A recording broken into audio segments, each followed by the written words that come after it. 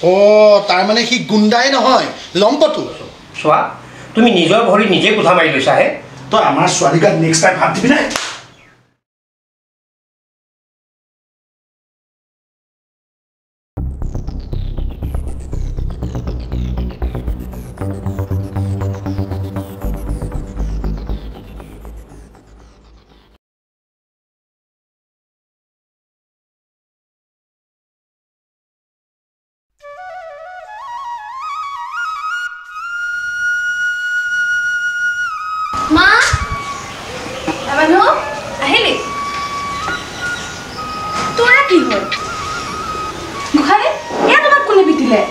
আজি ইংৰাজী ছাৰে হুলস্থুল কৰি থকা কাৰণে পিটিলে বেছি দুখ পোৱা নাই দিয়া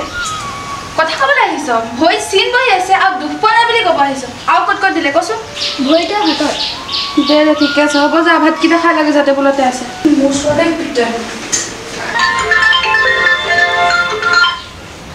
হেল্ল' হেল্ল' সীমান্ত ছাৰ হয় কোনে ক'লে মই দিব্যাৰ মাকে ক'লোঁ হয় আজি আপুনি মোৰ ছোৱালীজনীক এনেকৈ পিটিলে যে আমি আমাৰ ছোৱালীজনীক ঘৰতে এচাত দি পোৱা নাই আজি আপুনি চিন বহাই পিটিছে যে তাই কেনেকৈ পিটিবলৈ আপুনি ক'ত অধিকাৰ পালে উত্তৰ দিয়ক হেল্ল' হয় মুখে একো নামাতে যে কিয় আপুনি যিখিনি কৈছে মই উত্তৰ দিবলৈ একো শব্দই বিচাৰি পোৱা নাই বাৰু আপুনি এটা কাম কৰক মই এতিয়া ভাগৰুৱা স্কুলৰ পৰা আহি পাইছোঁহে আপোনাৰ যদি কিবা ক'বলগীয়া আছে কাইলৈ স্কুললৈ আহিব তাতে কথা পাতিম স্কুলৰ কথা স্কুলতে পাতিব ঘৰত আমাৰ বেলেগ কাম থাকে নহয় এইবিলাক হেল্ল' তাৰ ফোন কাটিবলৈ ইমান সাহস আজি এখেত আহি লওক তাৰপিছত ব্যৱস্থা লোৱা যাব গোসানী ভাত খালানে উফ ৰাম কি মূৰ্খ নিজকে কি বুলি ভাবে বাৰু অঁ তুমি আহিলা অকলে কি ফোন পেলাই আছা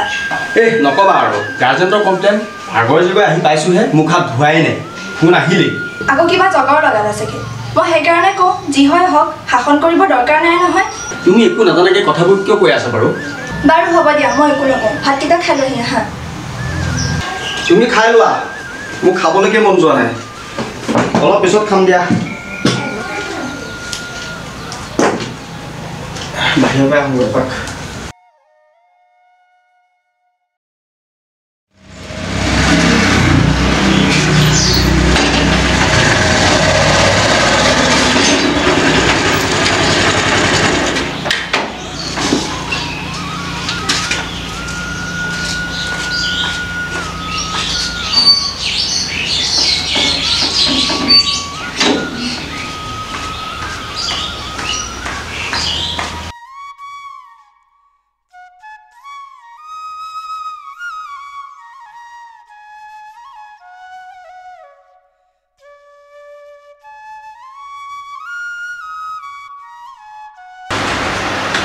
হেৰা আই মানুহ এই চাওঁ পানী গিলাচ আনাচোন আপুনি আহি পালে হেৰি আজি কি হ'ল জানে আগতে পানী গিলাচ আনাচোন হে কথাটো শুনিবলৈও মানে টাইম নাই উফ ৰাম কিবা মহাভাৰতখন হ'ল আজি আমাৰ আইমানো সীমান্ত ছাৰে ভৰিত বহুত জোৰকৈ পিটিলে খবৰ ল'বচোন কিয় এয়া কৰিলে কি কাৰণে আজি তাই কেনেকৈ পিটিব লগা হ'ল খবৰ কৰিবচোন আপুনি ঠিক আছে তুমি আই মানুহ মাতাচোন তাই অলপ কৈছে তাই কোৱা মতে সিহঁতৰ ক্লাছৰ বোলে দুটা মানে হুলস্থুল কৰি আছিলে কিন্তু সীমান্ত আহি পেলাই সিহঁতৰ ক্লাছৰ গোটেই গালকে পিটিলে তাই ইমান সাহস তাৰ তেল কাটিছে সি কাৰ ছোৱালী গাত হাত দিছে গম পোৱা নাইতো চাওঁ তাৰ ফোন নাম্বাৰটো দিয়াচোন ৰ'ব মই মোবাইলটো আহিছোঁ 99542432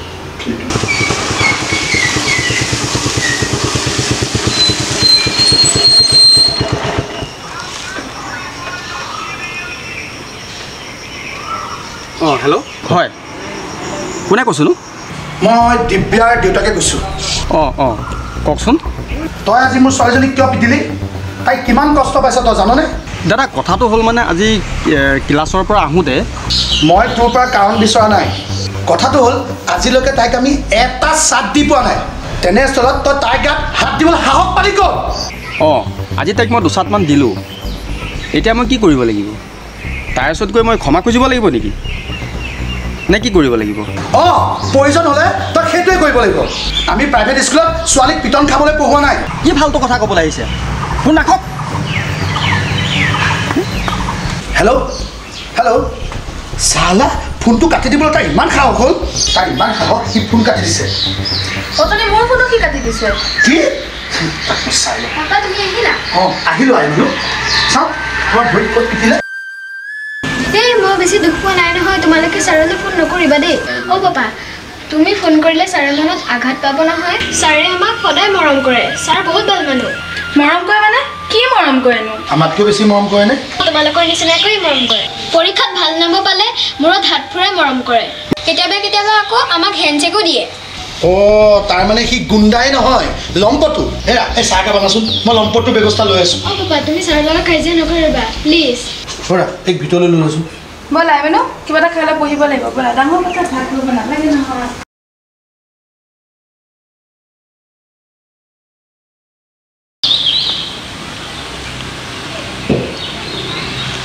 হেল্ল' অমৰ অঁ দাদা কওকচোন ক'ত আছ তই এফালে মোৰ লগত যাব লাগিব ক'লৈ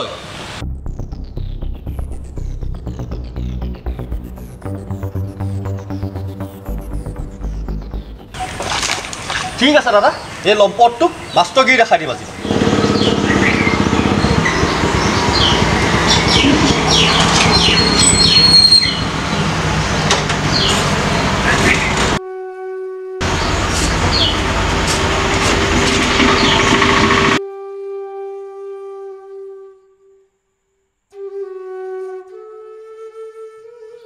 হেড ছাৰক কথাখিনি এতিয়াই কওঁ জানো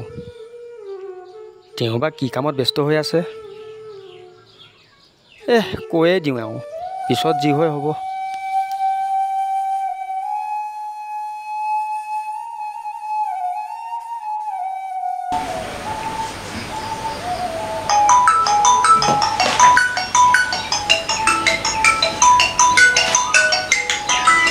হেল্ল' হেল্ল'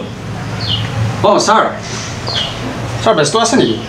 নাই কোৱাচোন কি হ'ল মানে ছাৰ আজি ক্লাছ 3 ছোৱালীকেইজনীমানক দুচাটমান দিলোঁ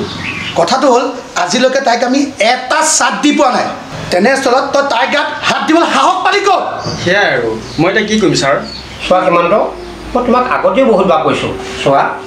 আগৰ দৰে চেকনি আগত বিদ্যা পদ্ধতি নাই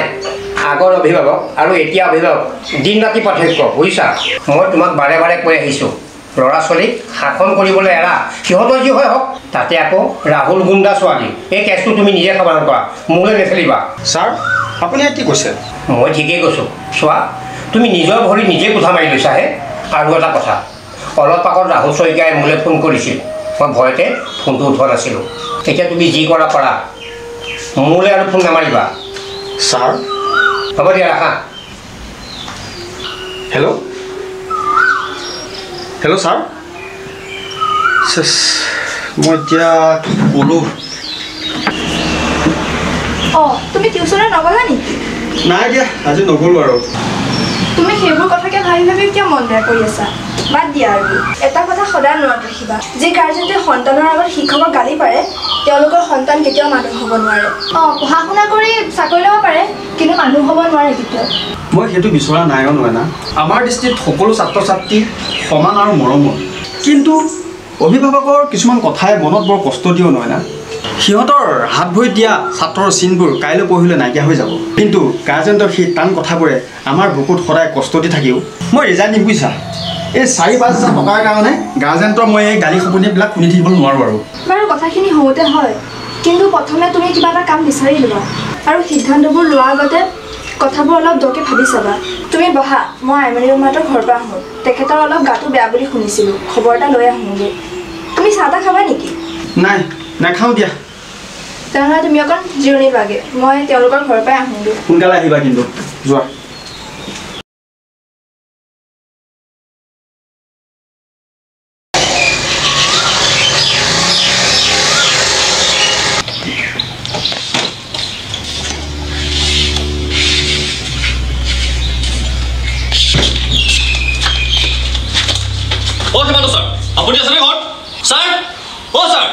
অঁ কোননো গৈছোঁ ৰ'ব তোৰ বাপেৰে আহিছোঁ ওলাই আহ অঁ দাদা আপুনি আহক ভিতৰলৈ আহক আমি ইয়াত বহিবলৈ অহা নাই মাথো কথা দুটামান আলোচনা কৰিব আহিছোঁ কথা পাতিম অলপ বহকচোন পিছে বৌ ঘৰত নাই নেকি নাই অলপ ওলাই গৈছে বেষ্ট ভাল কথা ঐ তই আমাৰ ছোৱালীক নেক্সট টাইম হাত দিবি নাই আপুনি হাত উঠাই দিলে যে কথাটো শুনি লওকচোন তই প্ৰথম দাদাৰ কথাটো শুনি ল আমি ইয়াত তোৰ কথা শুনিবলৈ অহা নাই শুনাবলৈ আহিছোঁ ঐ দ্বিতীয় দিন মোৰ ছোৱালীক মৰমতে হওক বা খঙতে হওক ভাত দিয়াৰ আগত 1000বাৰ ভাবি চাবি নহ'লে চাবি তোক মাৰি পেলাই ডেড বডি পিচ কৰি পেলাম চিনি পোৱা নাই বাপেৰক ঐ আৰু নেক্সট টাইম এইবিলাক ভুল কথাবোৰ মনত ৰাখিবি লম্পট গুড বাই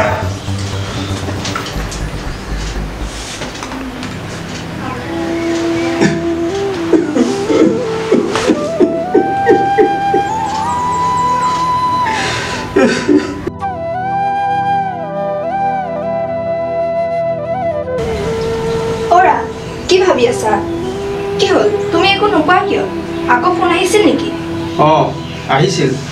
পুৰস্কাৰ দিবলৈ আহিছিল এটা ভুৱা লম্পট শিক্ষকৰ সন্মান দিবলৈ আহিছিল ঐৰা ভালকেই দি থৈ গৈছে বুজিছা এজন শিক্ষকৰ প্ৰকৃত গুৰু দক্ষিণা কি হ'ল ভালকৈ বুজাই কোৱাচোন কিনো ক'ম আৰু বেষ্ট ভাল কথা ঐ তই আমাৰ ছোৱালীক নেক্সট টাইম হাত দিবি নাই আপুনি হাত উঠাই দিলে যে কথাটো শুনি লওকচোন কথাবোৰ মনত ৰাখিবি লম্পট